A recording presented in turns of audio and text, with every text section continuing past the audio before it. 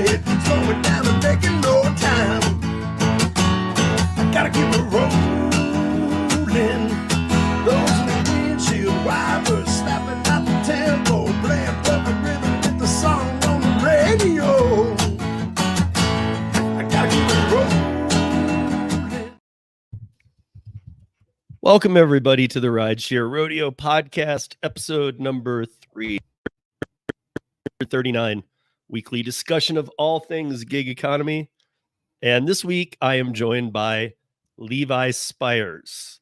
For those of you not familiar with Levi, you will be here shortly. Levi, thanks for joining the podcast. How are you today, my friend? I'm doing well, Steve. Thank you so much for having me, man. I really appreciate it. No, of course. You know, and then I saw you were on a gig economy podcast, and actually, I think I reached out a while ago, but you know, I mean, you know, things go. You get lost in all the platforms and all the different. I DM'd you on what? On Twitter. Oh, I thought you meant Instagram. Oh, and then email, and sometimes like that even happens on top of just falling behind.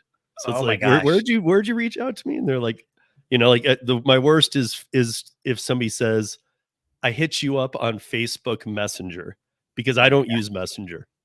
I don't even have it on my phone. And I make posts, and I have some very smart ass friends, but yeah, I make posts like, do not send me Messenger messages. I do not check them. No. And then everybody's like, I'll make sure to message you right now. Oh my gosh. What? My mom sends me a lot of stuff through Instagram still. And, you know, I have to watch it because she will check in with me, you know, through text messaging later. So, yeah, I get lost. You know, the whole idea of everything that I'm doing is to create a community. And so I can't just ignore. So I get lost. In all the DMs. But with that, I wonder too, because I mean, like Kim, Side Money, and we've really plugged it at Instagram. We can't find the value in Instagram for our niche anyway. Maybe there is for a lot of people, but we haven't seen anything. Like, yeah, that's shown growth. Like TikTok, I used to not like it at all, and I still try and get off it. But there is a value to having a TikTok. There's a value to having a Twitter. I mean, it just depends on your niche. But I don't think every social helps you. No, I don't. You know, I use Instagram. I don't think I'm good looking enough for Instagram. I think it's like full of beautiful people, and I'm bald, so I don't fit in with Instagram.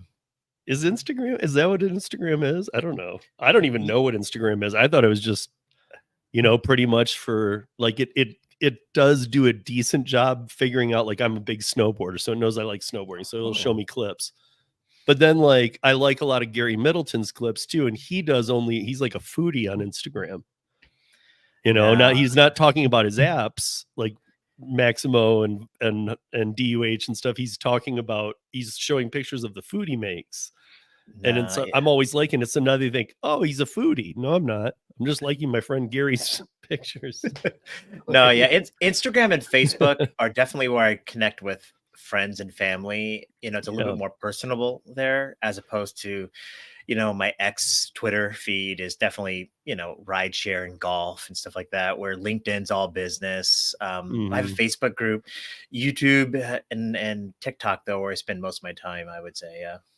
Yeah, I know. I always see. That's another place I always see you is TikTok, and I know all your videos are good, but your TikToks are great. Again, I only go to. I'm probably doing it wrong. I go into TikTok, I create, I leave, but I do see like the people that I follow. I'll see in my friends who have posted, and I'll hit that, and I'll like kind of scroll through those at least. I just don't like getting lost in the TikTok algorithm, because I'm going to be honest here. I think it's one of the best algorithms at killing your brain ever, because they can keep you for 5 years without getting bored.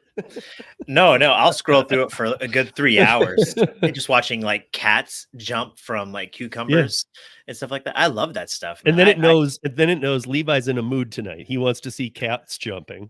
That's it. So it's like, keep showing it to him, and then maybe tomorrow you're like, wait, I want to see trucks not fitting underneath bridges, and then it's like, he wants to see trucks crashing into stuff. You don't even have to like things. It just knows. Well, it's like the time you spend on the thing, right? So if you spend 3 seconds on it, then they know you like it, right? If you spend 5 seconds, they know you really like it. So you don't have to like anything. They just know if you stopped scrolling, then that's what they're going to feed you. And I don't I'm not too proud to admit that I love wasting time on TikTok and anything else.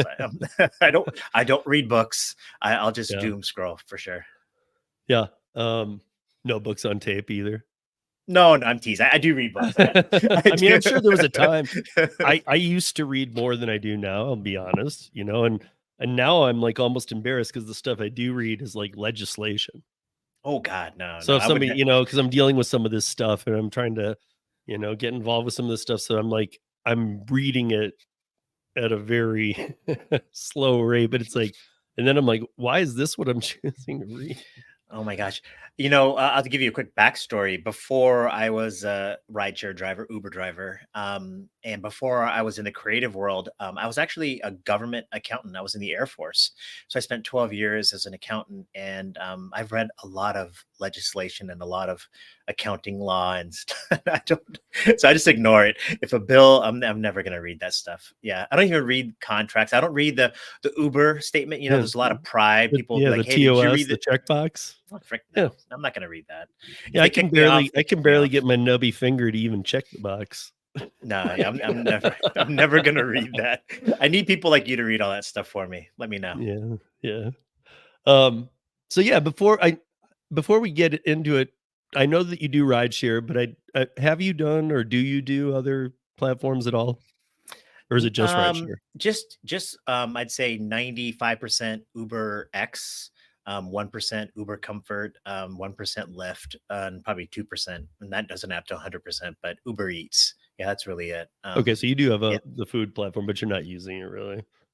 Yeah, I've done maybe 300 Uber Eats out of my almost 9,000 trips with Uber, so Okay, it's not very much. Yeah, so it's really Uber too. It's not even Lyft.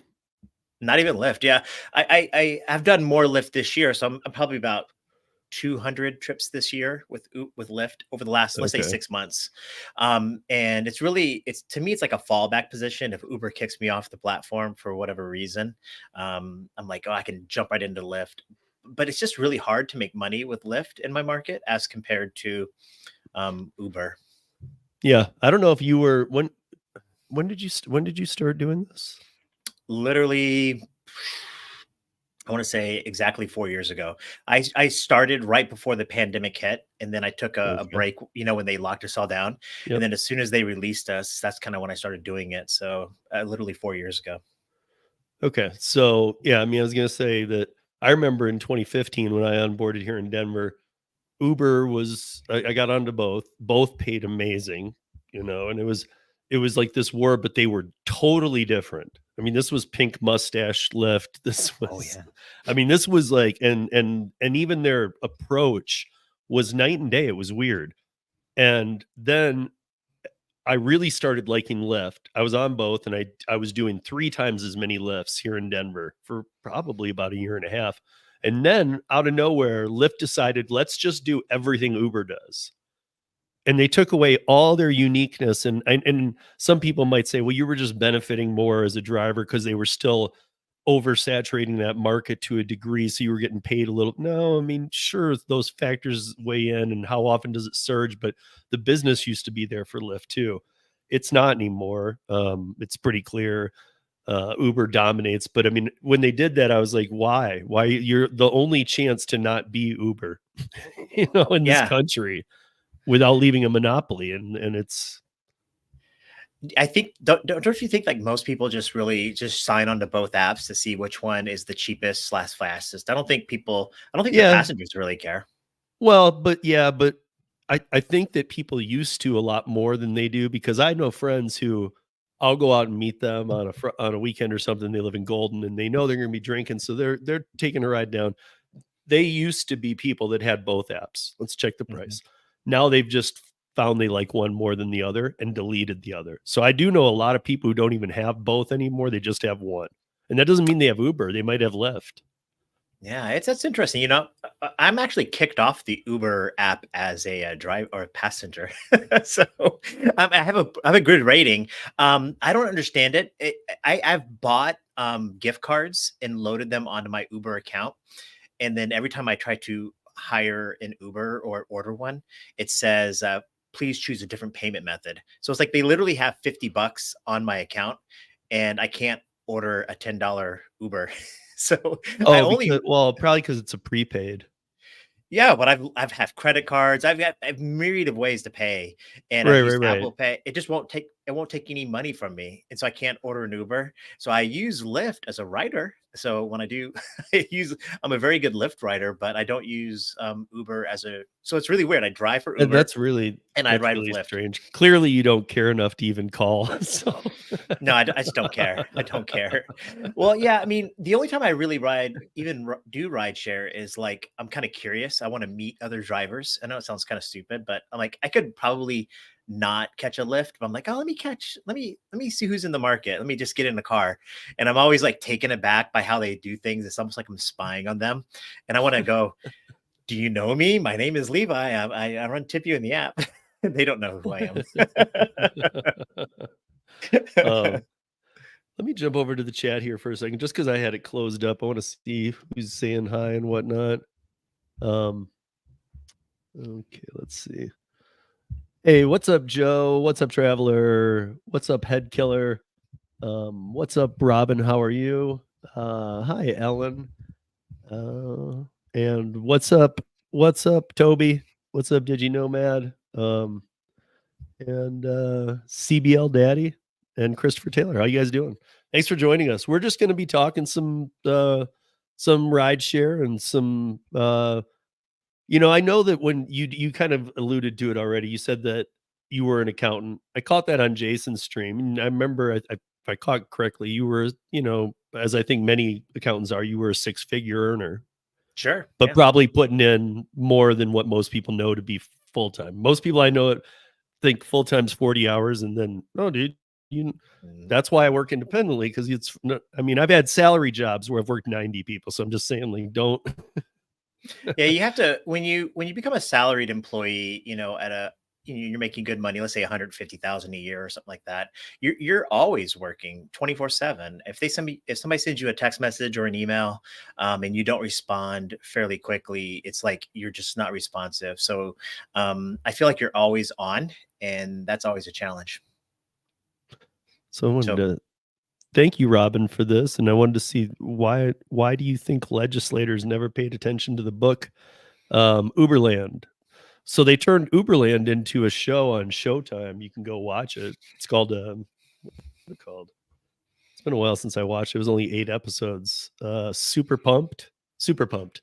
hey, Go super pumped. watch Yeah, that's what it is. Yeah. go watch that. It's actually really well done. I mean, it walks you through it real quickly too, all the timeline of pretty much all the controversies they've had. So if you guys haven't seen that, go check it out. And thank you again for the super chat. But okay, so when you left there, this is still pre-pandemic, Correct. kind of, I guess, and Yeah. you decided to go to rideshare. I mean, were you instantly like, okay, I'm leaving here, but I do need work. It needs to pay X amount, so I'm going to go try rideshare. What was the story there? Yeah, so I'll give you the kind of the quick version of it. I was on a business trip in January, February, right before the pandemic hit in Vegas, and I was complaining about money to my Uber driver, and and he's like, "You should be an Uber driver," and I was like, "Dude, I'm a vice president. Come on, man." I'm like, I was being really arrogant and stupid. He's like, "No, trust me, you should do rideshare." So on the flight back, I just did all the paperwork on my phone, and when I landed back in Syracuse, where I live here, that Friday, I decided to kind of test it out, see what rideshare was all about. And of course, it was crazy because I didn't have a phone mount and I was in the left lane. Right when they gave me that first trip, I was doing like 65. And it's like Yeah. exit in 100 feet, and I'm like, and I missed it, but I liked it. I did it for about an hour or 2 hours, and I made a lot of money. I made 50, $60 or something like that, and I was like, this is really fun. And I'm an accountant, right? And my background's in economics. So I just quickly realized I have a 30-minute commute both to and from my work. And what I figured out was if I just turned the app on and caught one or two rides into work and or caught one or two rides home, my commute became a tax deduction. Pandemic hits, and I can't everybody had like rethinking of their priorities in their life. And I thought I wanted to write a book, and I did. And so I wrote a book. Still not published, but I wrote one. And I just told my business partner that I quit. So my last official day on the job was like Thanksgiving, something like that. And yeah, I just quit. And basically, the way I look at rideshare is I make enough. I know I can make enough to pay the bills. So I live a lifestyle where I can live off of like $1,000 to $1,200 a week. Sometimes I do that much rideshare. Sometimes I'll do like 2,000 a week. But for the most part, I'm averaging about 1,000 a week. But I have clients, and so people hire me. A lot of businesses hire me to produce content, and that's when I started to create Tip You in the app. So Tip You in the app, if you're not familiar with it, is a brand. It's a community of rideshare drivers and other gig workers. And I use that as kind of like both a way to create a community, but I also show my clients that's a proof of concept, right? So that I say, hey, Mhm. look, here's how I produce content. I've got 1 million views on this video or whatever, and you could do something similar. So it's like a full circle. So rideshare helps me produce content. I make money doing that. I use that content to make money, but I use that content to also generate sales leads. And where I generate most of my, income for my family is through producing content for clients. So There's a long way about. do you have a good amount of clients, personal clients? Because I'm pre-pandemic. I'll admit too that I did the same thing. I had some really good ones. I had a couple of Denver airports, the new ones, quite a distance from downtown. I Oh live yeah. downtown. There was a lot of pilots who were like, "Hey, can you just take me all the time?" Yep. Just let me know. And like, so they were really great clients because they always needed to get out there, and those were always good rides. Once you take Uber and Lyft out of the equation, I could charge obviously more than I was making, but these people were saving so much money. So then there was Oh, a tip too. I'd be like, yeah, if I was being paid 20 by Uber and I was like, okay, yeah, I can do airport rides for $30, they'd just give me 50. yeah, I've done a couple of rides for friends like that. My actual clients that hire me though are to produce videos and Oh, to okay. produce You're not social you're media not content. you're not landing because you can. You're an I independent could. contractor. You can do this. I'm trying to tell everybody, Yeah, for like sure. make sure that if you've been doing it long enough and you think that your market that's a doable thing, if you have enough good conversations with people, I can tell you this, enough people are pissed off about the Uber and Lyft pricing models that Mm. you might be very surprised you might land some clients. Oh, for sure. I know I could. The challenge with clients for me isn't really the money side to it. It's the coordination side to it. I do work, I do ride share, let's say 15, 20 hours a week, maybe more. And then on top of it, I do 40 plus hours of work for my own clients that hire me.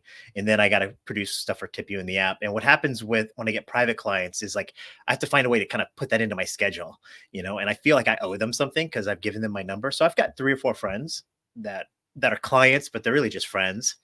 Mhm. I would do it for free. I would just give them a free ride, but they always like, well, here's $100. And so I think private rides are, if I was a full-time driver, that's what I would spend my time focusing on. In fact, I think I'm going to do some more research and find out more about it. I just personally can't coordinate it. What I love about Uber is when I'm ready to do it, I just turn it on and it does its own thing. And I just kind of just go with the flow, as opposed to the drivers that I know are trying to do more of a full-time gig. Mhm. The private rides are just a cash cow. I'll give you a good example. I picked up an airport run. It was about an hour trip, 60 miles, give or take. It was $80 for me. And she paid $200 for it. She paid right at $200 for it. And I know if I charged her 150, she'd be super happy. She did give me a $50 tip, but it's kind of like one of those things where um, this is the second time I've taken that lady too, by the way. And so I know that if I would have just gave her my phone number, she goes to the airport all the time, and it's a great way to do business. I totally recommend private rides. I'll say this to anybody listening to us right now that it's hard to do it that first time. You're going to find yourself going, you feel like you almost feel like you're stabbing Uber or Lyft in the back. And I know all of you are hearing this going, I don't care. I'll do that every day. I don't care. You do care when you do it your first time, though. It feels like Sure. something feels a little creepy, and it shouldn't. You are an independent contractor. You are allowed to do this. I mean, hell, you could just have a little QR code on the back of the headrest and say, hey, I also do private rides. For sure. Yeah, I think there's that. I think it's a sale, right? And so Steve, this. People that do sales, you don't the first few times you ask for the sale, it's like you're embarrassed. But once you get in the habit of doing it, just ask for it. here's an advice. If people want rideshare advice, I ask for a tip. I know it's like, oh, it's not kosher. You're not supposed to ask for a tip. I'm like, but that's why half my passengers tip me, because I ask, you Right. know? Which also brings attention to you're not making much, because that can go down that road too of, That's you right. might, and it's not like you feel like but you might find yourself saying like, do you understand? Or, if somebody's like, okay, it's hesitant, you're just going to play off it. Like, well, just understand, I only get 20% of what you're paying. And that Exactly. opens up a whole new world to them. I mean, I Exactly. got to tell you, when I first saw your tip you in the app, I was laughing because you can go predate all the way back 4 years on my podcast to the beginning episodes. And it was a trick that I was teaching rideshare drivers, because people used to say it all the time. They used to say, and I'm talking pre-pandemic, they'd be like, I tipped you through the app, or they'd be like, I could tip you through the app, right? And anytime I got so mad at it, because like maybe 1 out of 10 did. And I honestly believe more even intended to, but too many people just put their phone away and forget. So I started getting to a point where they're like, if I can just tip you in the app, right? I'd be like, yeah, but hey, can you show me how you do that so that I can show? I get people asking me all the time. Oh, that's And good. I like that. they'd have to be like, yeah, and they'd do it. And I know they could get out of the car and remove it, but who'd do that? I mean, that's Well, really going. yeah, I put people into 3 buckets, Steve. And so bucket number 1 is people that are always going to tip you. You could be the crappiest driver in the world Yep. and they're going to still tip you, right? That's kind of the world I live in. And then there's on the other side people that think there's some sort of moral stance against tipping. They're like, I don't know. It's just, the anti-tipping culture in America thing. And so those Mhm. third of people over there, the ones in the middle are the ones that probably want to tip you. They just forget because they've already paid for the transaction, right? They've ordered the Uber or the Lyft and they get in the car and they're on social media or they're talking to you or whatever. And then they get to their restaurant. They're not thinking about you. And if you don't remind them in the car to do that, they're going to just totally forget. And so there's a couple of ways that I do it. I have some signage in the car. I set up my own iPad with trivia about the local area. And every 4 or 5 slides, it says, hey, don't forget to leave me a review and or a tip. The second thing is I definitely ask for a review as we're getting close to the end of the ride. And if I've done them a favor, whether it's stopping for their request or allowing them to eat in the car, or if I loaded their luggage, I'll say, hey, don't forget to leave a review and a tip. I'd really appreciate it. And I know it's hard, to your point, what you were saying earlier, because you're feeling like, you're just embarrassed to Now ask I'm for the not. sale. But now I'm Now I'm not. not. Yeah, no, that's why I'm telling people, do it once or twice. You won't be, trust me. All of a sudden, it's like you'll do it every time. Yeah, I'll never see these people again. So what do I care what they think of me? As long as they give me a tip, I don't care. Don't Yeah, care. you just kind of hit it on the head for me. Is like, we had the discussion the other night, I think on the round table, about tipping, and how the Gen Zers are actually they were noticing that like 2/3 of Gen Zers go out to eat at a sit down restaurant and don't tip. Mhm. So here's my thing on it. I probably fall in your camp. Food's a little more, it's easier way for me to make this comparison. I'm going to tip 20+ % anywhere I go, even if it's the worst service I've ever seen in my life. What I won't do is go back to the restaurant. That's right. But with Uber and Lyft, that's different, because you get a bad rider, you've had 10 good drivers, you're going to go back to it. But maybe it does start to weigh on you. But there's nothing wrong with, I don't want to beg a tip. I don't want to try and like pry it out of your hands kind of Right. thing. But at the same time, I do think people need to be reminded. Sure. I think they see how much they're paying. And I still, to this day, I know a lot more people are waking up, but I think a lot of passengers have no idea how high the take rate on the other side has got. It's really bad, especially when that take rate, the conversations I've had the most with the clients about that are when they want to add a stop. They'll say something like, hey, I want to add a stop real quick. I'm like, wait, don't do that, because I'm already getting paid $20 on this trip. If you add a stop, I've actually had my pay decreased, right? I've gone from 20 to 18. I'm like, don't add a stop. And then because if you do that, I won't get most of that. And actually, one time I told one of the passengers, go ahead and add the stop and tell me how much you paid. And she said she paid $10 extra. And I think I made an extra dollar. Right. So the $9 went to Uber and whoever else. And so I made a whole TikTok out of that. I was like, just tell me what you made out of that, because I want to make a video. And she's like, yeah, sure, make a TikTok. That'd be great. And so I made a TikTok that she paid $10 extra, and I only made an extra $1 or something like that. And So she tipped me. She I tipped see, me. I got to hit on this comment, Ellen. So I see Ellen saying, I would say it's easier for customers not to tip if they choose on delivery than as opposed to rideshare. I gotta go against that, Ellen. Food delivery is tip baiting. I mean, even the platforms are baiting you. So it's like everybody's baiting you on the food side. So I mean, yeah, they can not tip, but I think people get that a little bit easier. I do believe. I mean, I guess you have to do rideshare first, but many people don't tip on rideshare.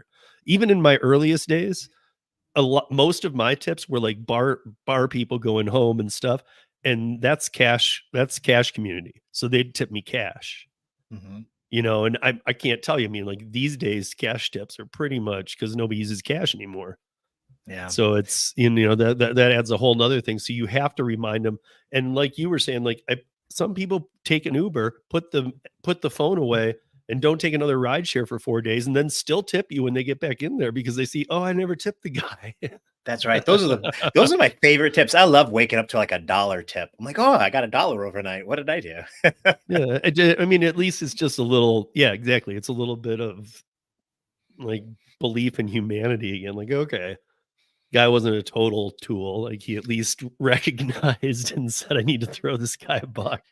Yeah, it's funny too, because I don't want to sound like I don't need the money, but I mean, a tip is really, to me, it's almost more of like they appreciate what I do. And so like this weekend, I gave a ride to a dad and the daughter. The daughter was visiting the local college, and we were talking, and I said, oh, I have a friend down in Tampa. And he runs like this pirate thing, and they knew him, and they were friends with my friend. And I was like, oh, that's great. And so we had this great conversation, and it was like, this was a pretty well-off dad with his daughter. And I loaded the luggage. I'm like, oh, great. And then it took like an hour for the tip to come in, and the whole hour I'm just stewing. Like, we're friends and you're not tipping. Mhm. And I loaded the luggage, and it was a reserved ride too, where I had to wait 15 minutes. It was a reserved ride, and I got there early, and they're like, oh, we're gonna take the whole 15 minutes. I'm like, you mother. I was so mad. You're gonna make me sit out here at this hotel for 15 minutes. And so it was like a $30 trip. It was a $30 trip for like all of, I don't know, 10 minutes. So I was gonna wait the whole 15 minutes, but I felt like, then they didn't tip me. And the whole time I'm just driving around taking other passengers going, that dude didn't tip me, and he knows me. But it did. It came through late. But how well do you guys know each other now? Oh, well, because he tipped me, we're good. But if he had never tipped me, the next time I'm in Tampa, I would look him up. I would find him for the $8 tip that he did. You're gonna waste a half day of your vacation just to go look for him. Yeah. So tipping to me, and I know it's about our compensation, but to me, it's almost just like a sign of respect for the drivers, probably like you and me, the people that really care, because we've been in other people's cars that are falling apart. They stink. They're not really putting any effort into it. And here I am getting my car cleaned once or even twice a day. I put every level of effort to give them the best possible service that I can. And just a $1 tip is that's more than enough. I'd be like, oh, that's great. They appreciate who I am as a person for doing this work. And when they don't tip, especially when I've done that favor, to me, it's like, if I ever see you again. Yeah. No, I fully agree.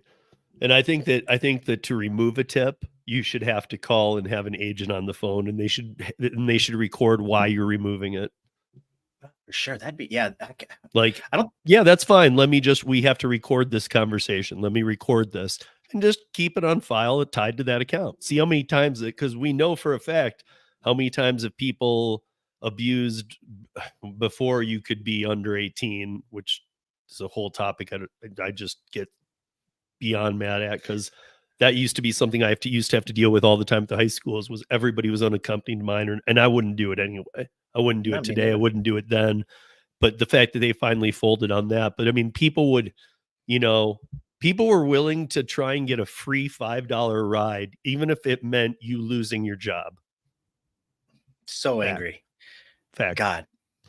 I mean, people like might want to go out. You give them a super nice ride, and then on top of everything else, it's like it's the nice guy who gave them the ride, and they're like, dude, I'm not going to pay $6. Oh God. I'd rather you Yeah. just get fired. Like, what the really? Yeah. Like, Yeah. It's so true. It's so true. I had a ride this weekend like that, where I actually had to call ADT, the security line. And I won't go into details about the ride because it's a long conversation. But I called ADT during the ride, the last 10 minutes of the ride, like, hey, when I show up at this place, there's a guy probably waiting to beat me up. I just want to let you know. And so they reported me, but I'd already called ADT, and then I called Uber as soon as they got out of the car. I called Uber. It's like, hey, I want to report these people because I knew they were going to contact Uber. And sure enough, they were like reckless driver. He was drunk, all this kind of stuff. But I already called Uber ahead of time. But you're Mhm. right. They were just looking for a free ride. No, I mean, I hear it all the time. I mean, people are like, I got deactivated, and I always wait for and why were you deactivated? And I wait for I have no idea, because that's the most common answer. I have no idea. Yeah. But I have had people say, it was this one rider. I didn't do a damn thing. I had my dash cam rolling. Uber doesn't want the footage. This is the same company, for those that don't do rideshare, that ask you to register your dash cam with them, which of course I would never do. Why would I register my dash cam with you? You won't even take the footage when we need to submit it. Oh man. So, I mean, you have enough knowledge of me. Like, you don't need more. Like, I guess that's how I think of it, man. Like, it just keeps going. I don't mind, because at the same time I pick on these apps. I mean, there's no other thing than gig apps that we can just pick up and turn on and work and stop when we want. I mean, this just doesn't exist in real life, people. I mean, like, nobody, and I'll just say it this way, nobody watching this has ever had a W-2 where you can just come and go as you please, and you have the keys, and you can work 10 minutes, you can work 10 hours. No, that just doesn't exist anywhere. So, I mean, you got to take some of the good with the bad. And I know they keep pushing laws and devouring pay, which I guess leads me into, I know you're in Syracuse, and I'm curious, like, so rideshare is always going through its hiccups and whatnot, but 2024 so far with rideshare, how does that go for you in Syracuse? Do you do well? Yeah, I'm very detailed with my numbers. I'm right around 40 something dollars an hour right now. And I measure that as online hours. So basically, the minute I turn the app on, I'm online, Yes. and I do it in big chunks. I'll do it for like 12 hours straight or something like that. So when I do rideshare, I don't do it in like 1 hour increments. So if I'm gonna rideshare for that day, I'll do it for a full 12 hours. But so far this year, I'm right around $40 an hour. I haven't done last week's numbers, but I think last week I made 700 something in about 18 hours. So it's probably around 40 hours. And then but I'm making 75 cents on the dollar, right? So after expenses, it's more like $30 an hour, which is still, it's good money. I'll take it. So you're doing UberX. What are your UberX rates in Syracuse, if you don't mind me asking? We have I mean, upfront I know it's pricing. upfront now too, but I mean, like, Yeah. The as far as you minimum. can remember, what was the rate card at? God, I have no idea. That was so long ago, right? I 18 mean, had months it ago. got pretty low though? I think my minimum trip. So, if you don't know, I'm a short ride guy. I love the shortest trips possible. So when I see a $5 trip, I take them all day. Right, that's how I make my Mhm. money. And so if I could do like $5 trips in an hour, right, not including any bonuses or surges or tips and everything else on top of it, that's kind of how I look at it. So I don't know. I know what you're asking, my mileage rate and all that kind of stuff, but it was so long ago, I don't remember. But my minimum fare here is $4.02. And the reason why I say $5 is because I'm still under that EV bonus where it's $1 per trip, so it's really Okay. $5.02. But it's really weird. I think the smaller markets like Syracuse are actually being funded by the larger markets. So if you were to go to LA or New York, Chicago, People expect rideshare to happen just like that. Well, in a smaller market, their expectations are still the same, but there's not as many drivers. And so we still have a lot of surges, a lot of bonuses. Well, our bonuses are down. We're more like this weekend was like, I think it was like $35 for 70 rides. But so that's been as low as it's ever been for us. But yeah, I mean, like That's low. That's yeah, real low. but on Friday night, I made $500. Yeah, So no, to be honest, I would just rather have all those bonuses and gamification gone and just let's deal with some straight pay.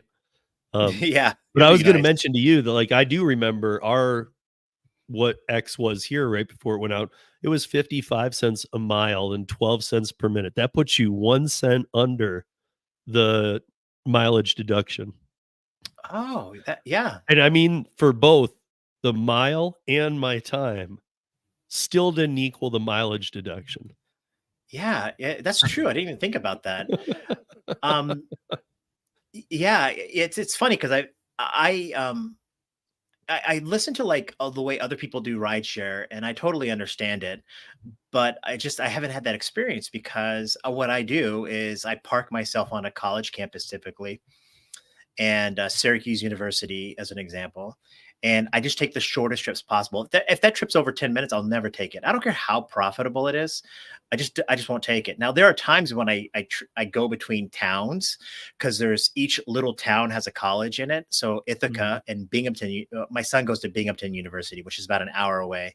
So if I'm in Syracuse and then there's an airport run from Syracuse to Binghamton, then I'll do that because I know as soon as I get to Binghamton, I can just park myself on that college campus and again, just do $5 trips all night. And again, they surge all the time. So it's not, I say $5, but it's like $10. It's like $15. And then the college kids like the lights underneath the seat or whatever. And then, I put on Taylor Swift and get an But extra $5 at some tip. point, you still have to drive back, though. I mean, do you get The rides deadhead going back, or most of the time I don't. Yeah, the deadhead okay? time sucks. Yeah, the deadhead time eats into it. But I was commuting to work too, so that's why I try to I do it was in just big going to chunks. mention that we all, if you've had a W-2, we all have. I mean, even if it's 10 minutes, or I know some people here in Colorado do like an hour and a half each way. Right. And so the way I kind of look at it is that's why I do it in big chunks to eat whatever deadhead time I do get. It would be really hard because I live about 45 minutes from Syracuse. So for me to go to Syracuse is 45 minutes. For me to go to Ithaca is about an hour. For me to go to Binghamton is about an hour. So no matter which place I go, there's a deadhead time. And so if I'm going to have that time, I'm going to make the most of it and just drive for 12 straight hours. Yeah, I hear you. So I'm going to go. I saw a couple questions here. I didn't want to fall too far behind. So let me see if I need your help to this question. I got dry and reckless violation in 2019. Do you know how long it stays on your bag? But then I was trying to follow up with it. I know that somebody here was asking them about CBL violation, and they said it's on my driver record. It's not on my driver's record. It's on my background. Yikes. I don't know. I'm not even sure. I'm not sure I followed that correctly. And I guess is what I'm thinking right now, because I'm not even sure what a dry and reckless is. Yeah, I don't know. I mean, to be honest, as somebody who worked in the bars for many years, I was thinking like that meant sober and reckless. Like That's right. So I don't know. Obviously try and help, but let's see, my private rides are building too. Yeah, I mean, most drivers are just afraid to do it. That's the bottom line. They're just afraid to make that they think I'm Uber fed me this ride. I can't talk to this person. You've talked to him the whole way. The whole time. You're an independent contractor who works on multiple apps. You can do what you want. I mean, don't. I mean, of course, these apps will make you feel like. I mean, if you were to call them and go, "Can I do this?" They'll tell you probably, even if you. Well, first of all, if you get somebody who understands the question, they'll tell you no, you can't, even though that's wrong. That's completely incorrect. But yeah, so I took a delivery from Laughlin. Customer paid 18. Uber got 11. I got 683. $2 tip. Contacted Uber. Told them they had it backwards. Uber said we we've had other complaints.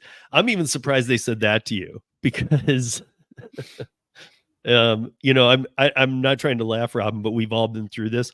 Uber in most markets, Uber is over the 50% threshold on what they take. Yeah. Like, I mean, we just often don't see what, especially even the upfront and stuff. It's upfront now, but it's not telling you what the customer paid. You just know what you're making. So It's a, I'm gonna probably take a very controversial stance here. I think Uber and Lyft and all these companies should make money. If they don't make money, those yeah, gigs are going to go away, and I want them to make money. I think my frustration, and I think everybody's frustration, is if I knew what that percentage was going toward, I feel like I'd feel better about it. What happens is there's just like big chunks where they say it could be commercial insurance, and I'm like, well, is it? Just why are you trying to hide it? Why are they trying to keep that information from me? So you get kind of a partial breakdown, and then they say, well, here's what we're making for profitability too. So it's like at the bottom they're still getting their profit, but I think they're hiding money in there, and they're just not telling us, and I think that's why we don't trust them. So I don't really care if they took 90% and I still made $50 an hour. I don't really care, right? It would be foolish on their part to do that. But so the take rate doesn't really bother me as much as the take rate with the hitting data. I wish they would show us more. Yeah. I mean, the take rate might bother you if they were showing you everything, but at the same time, I hear you. I mean, without them being in business, and now that they're public, there is a different level of responsibility. I mean, when they're privately funded, that could even be just people bringing suitcases of money in the back door to say, "Hey, man, keep it going." Like Right. when they were private for you. I mean, all these gig apps were for almost a decade. So I mean, it's now that they're public, there's a different financial level of responsibility, and I'm still sure some shady things happen. I'm not gonna get around that, but at the same time, like I honestly believe the biggest problem is, and I think we even just kind of addressed it a little earlier, was that when we were talking about people comparing, oh, well, what's it on Lyft? What's it on Uber? I don't have as many of those friends anymore. They just don't want a second app on their phone. So now they're either with Uber or they're with Lyft. So I don't think we're at those same old oversaturate the market days where if Lyft had a car every 3 blocks, Uber's like, put one every block. Yeah. I think that they need to start realizing even, hey, like, why don't, and I know it's a hard balance, but start working on driver retention for the good drivers and quit Yes. worrying about like bringing in 7,000 every day. That's such a yes, Steve. No doubt about it. It's so frustrating as like I consider myself now 4 years into the gig, 9,000 some odd rides, give or take, as a veteran driver. And, up until the other night, I had a perfect 5-star rating, and I'm really good at what I do. And you'd think Uber would find a way to ensure that I'm on the app more often, right? And Yeah. they want to reward me. And it would take pennies. It would take nothing to reward me. Yet they kind of like they treat me just like a brand new guy. And yeah, I really dislike that. And that's where they lose. And when they, even if they're like, well, as long as we have enough people coming in, yeah, but that's allowed you to bring the pay down to a point where you lose some of the best drivers just on that alone. Maybe you've taken the pay too far down, but now you're losing the best of drivers because you just show them nothing, no Mm, appreciation at all. And again, we're independent contractors. I know this gets a little crazy because they shouldn't be favoriting any of us, but there should be notice on this because I think we're past the over saturating point is my point. I think the mm, demand is leveled out. I think the demand actually has something they can read now and go, we know what to expect now. And therefore have the right amount of drivers. I mean, I don't know, the days of me going, well, Lyft is $1 more, but they can be here in 2 minutes, or Uber can be here in 5. I don't really care. 5 or 2 is the same thing to me. yeah. The Yeah. old fight used to be we need to be 5 seconds closer. I don't really think that matters anymore. I don't think it matters. I think, in fact, how many times do we pull up and people are still making us wait anyway, right? So Yeah. I don't think that really matters too much. Yeah, I see some people talking about I did have it on here as one of the things. So maybe we can touch on it a little, at least our opinions on it. If you're not familiar, I'll help bring you up to speed, but I think you will be. But there's some people asking about Minneapolis, and I do have a say in this. So here's what I'll tell you is that Prop 22 in California was supposed to be for rideshare drivers. The Seattle pay up model was initially just for rideshare drivers. Now it's for food delivery. The active time minimum wage in New York City was, they tried this for rideshare drivers. So what I would say, like Prop 22 and Seattle's pay up, those would have worked for rideshare drivers.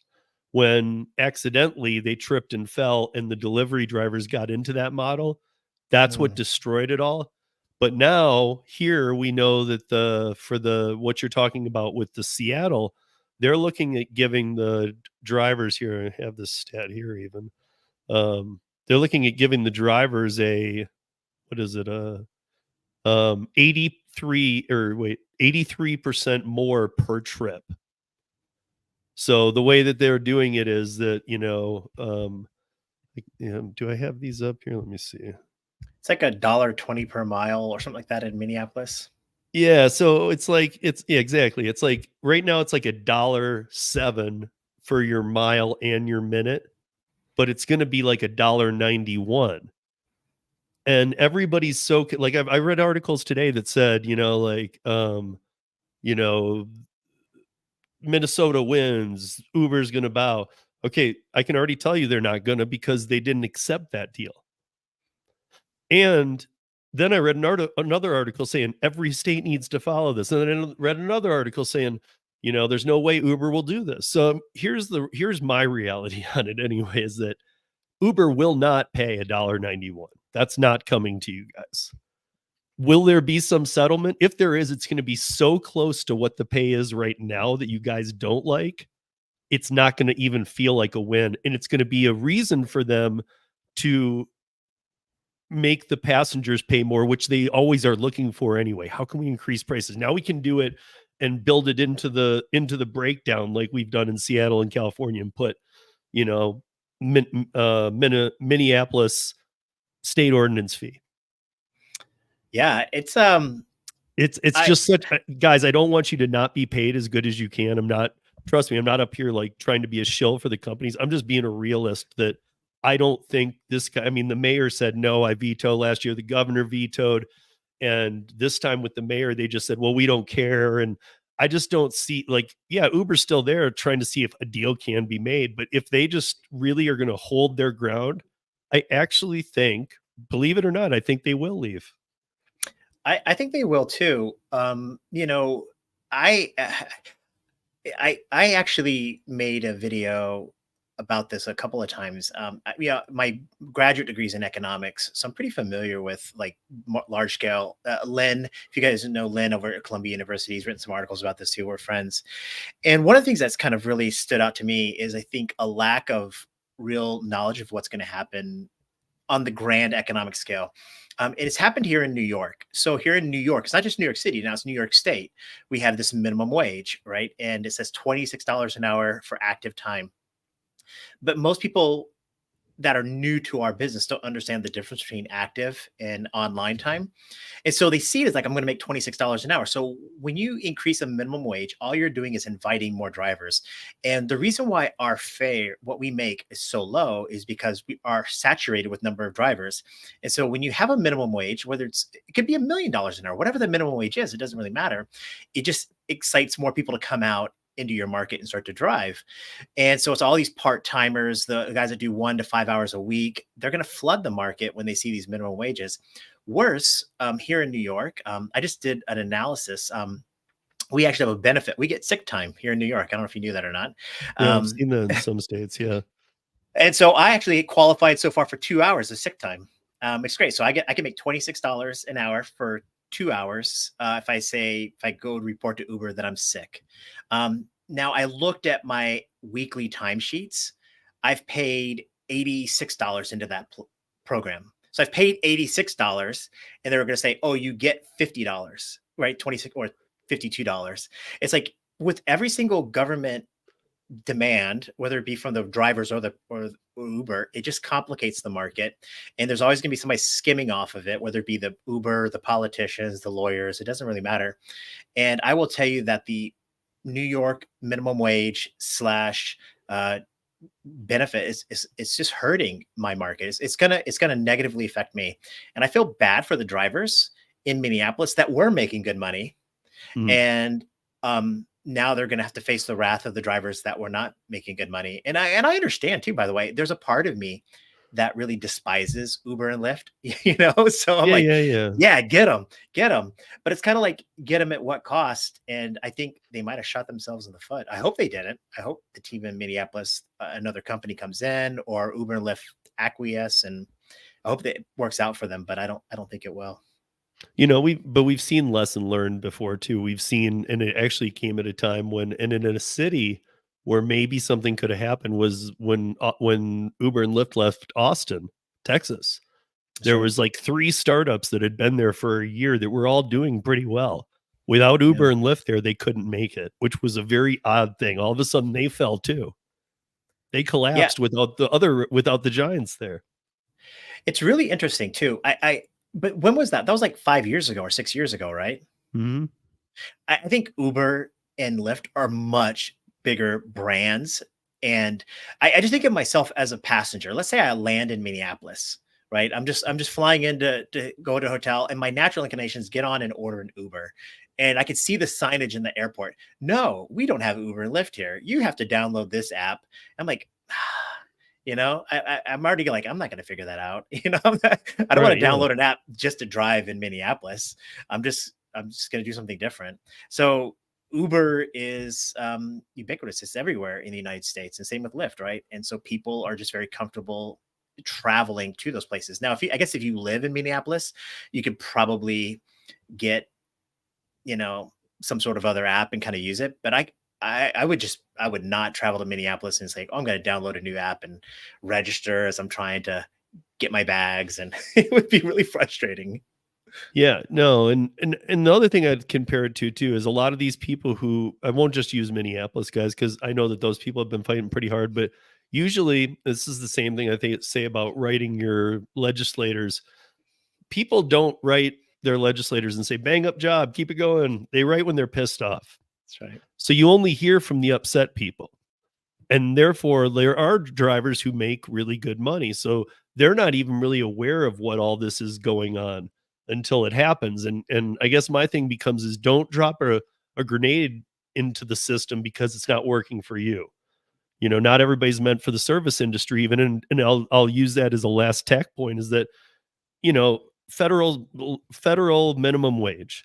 I know that no state really uses it. I know some states still use it and they put it in their language, but like if it says 7.25, which is the federal minimum wage, most jobs in your state are probably hiring at 15. They're not using it. They just have it in there. But how many of you know that $7 minimum, 7.25 federal minimum wage is also $2.13 minimum wage for tipped jobs? I bet not many of you know that. And my point there is that you got to roll with this job. This is a tipped job. Now, if you say you're not getting tips, nobody cares. It's a tipped job.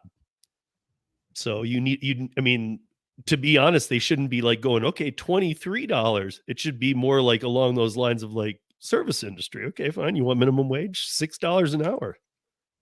Yeah, and it's And really that's where it frustrating. would get sad. I know you guys are going to get mad about that, but I'm just being honest. Yeah, and that's the thing that, that really, the reason why I have a heart for my fellow drivers out there is I don't think anybody really cares about us, right? The companies don't care, the passengers don't care. I don't think the legislators really care. And it's just kind of like we're out there alone to some extent. And I feel it's really important for us to bond as a community. I don't want to join a union. I'm not talking about that. I'm talking just more about people that can communicate and connect with each other on a more meaningful level. Because you're right, Steve. It's like it's a tip job, and they're gonna make up all these reasons why we should be making more money. And there are people, I know there are guys in my market, Steve, that make $70 an hour. Yeah. Right? They kill it. They kill it. Now they're only working, let's say 25 hours a week, but they're working from like, 10 p.m. to 4 a.m. every day or something like that. And they're killing it. But they're choosing to make that kind of money. They found a way to make money doing it. And I would be really pissed off if I was them. The guy that drives from 10 a.m. to 2 p.m. in my market on a Saturday, there's no rides. That's why you're not making money. It's Yeah, like, no, it's and so the same as yeah, if you want the Friday, Saturday again, I'll take it back to service industry. You want the Friday, yeah, Saturday bar shift, you got to work a Tuesday and a Wednesday day and make nothing. that's correct. You might have one person come in. You might get a $2 tip. Yeah. You're literally there and you're cleaning too, by the way. You're there cleaning for the night people, getting the bar set up. You're doing all the getting ready work, and you're doing that just to get the better shift.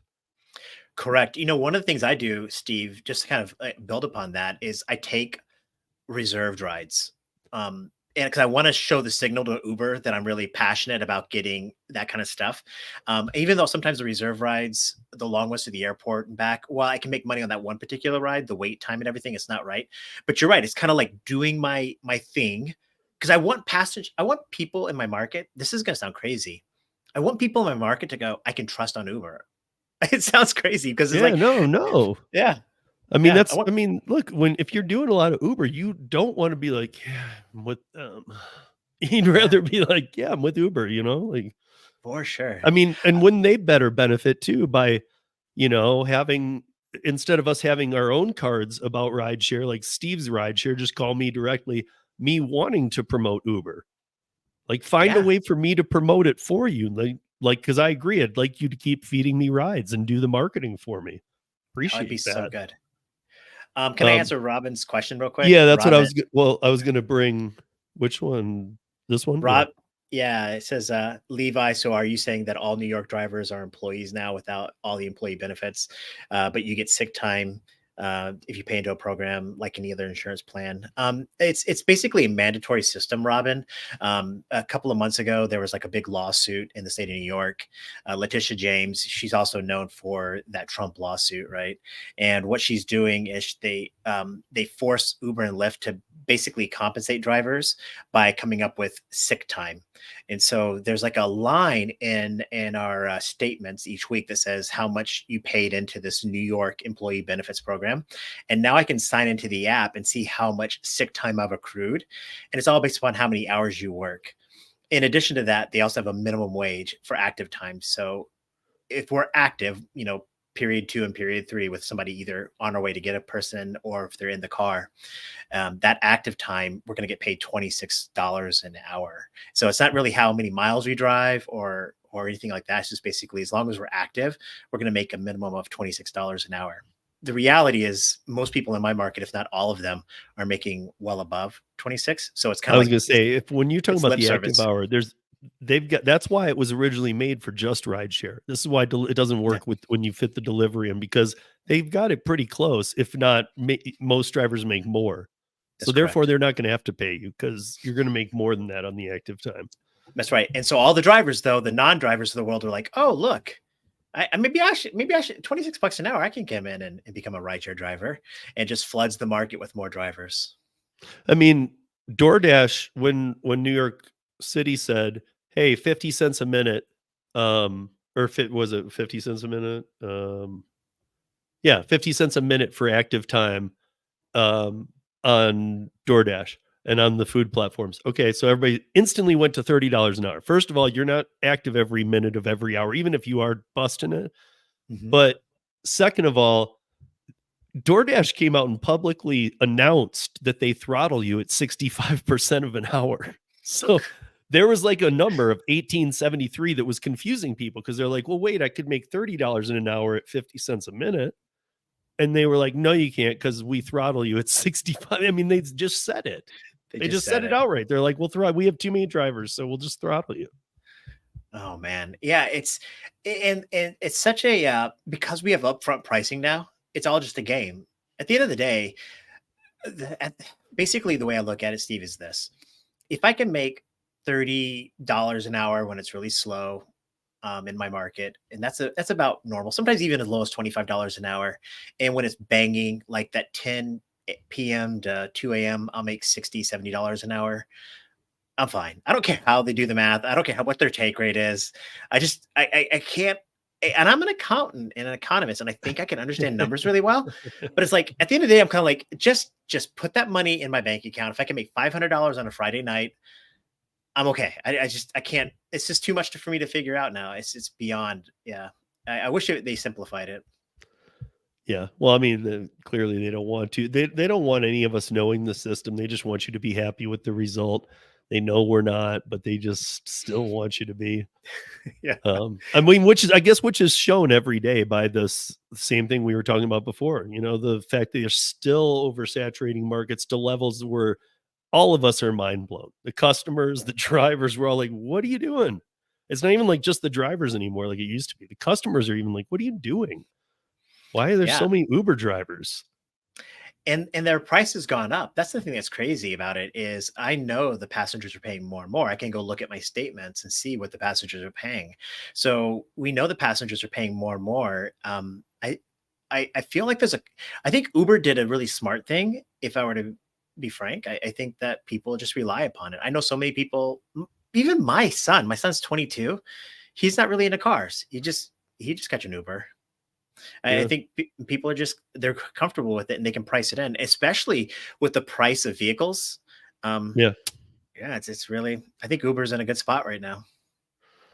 Yeah. Well, we ate through an hour really quick. I could keep talking. There's Rideshare Lisa. How you doing, Lisa? Lisa's also in the same market as Levi, by the way, guys. Yeah. I think so. Lisa, we just talked all about your market, so you just missed it all. Yeah, Lisa, I told everybody to go exactly where to go. Hang out at the mall. That's where all the rides are, Lisa. No.